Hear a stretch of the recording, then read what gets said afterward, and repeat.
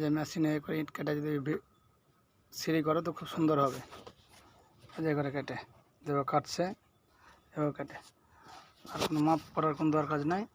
এই যে পাটা সেট করা আছে, 2 ঘন্টা পাটা হলেই হয়ে যাবে। আমি দেখে দিচ্ছি 2 ঘন্টা পর কী ভালো আয়াত হয়েছে। এবার আপনারা করবেন, তাহলে সবার চেয়ে বেশি বুঝবেন। খড়ির মাপ করা লাগবে না, 7 ইঞ্চি মাপে কিচ্ছু করা লাগবে না। আমরা ফার্স্টে লাগিয়ে দেবেন। এবার লাগিয়ে দিয়ে এবার খালি 7.5 ইঞ্চি লিলি হয়ে গেলো। এভাবে 7.5 ইঞ্চি লিলি হয়ে যাবে। তারপর 7.5 ইঞ্চি নেওয়ার পরে এ পাটান খালি এভাবে দিয়ে দিলি বাস। এর গ্যাপে যেটা খাবে, এর গ্যাপে এই গ্যাপে যেটা খাবে পালা করে মাটা পালা করে বন্ধরে, সেটা দিয়েই করলেই হবে। খালি প্যাক করে দেওয়ার পরে এখানে ইট লেবেল করে ভেঙে মাটা মাল করে লেবেল করে মশলা ভেঙে তারপর ইট বসিয়ে দিলি 7.5 ইঞ্চি বারাবার হয়ে যাবে। এর ইট কেটে এটা আমার হেল্পার মেশিনে ইট কাটবে।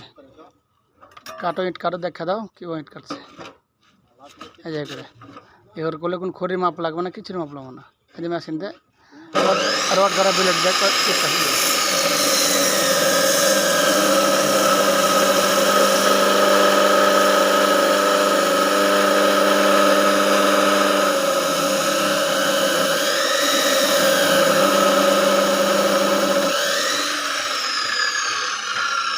ইট কাটা হয়ে গেলো।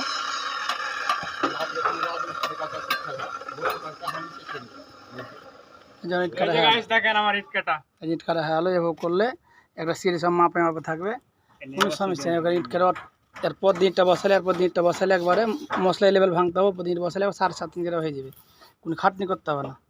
ভালো লাগলে লাইক শেয়ারটা বেশি শেয়ার করিয়েন ছেলেটাকে।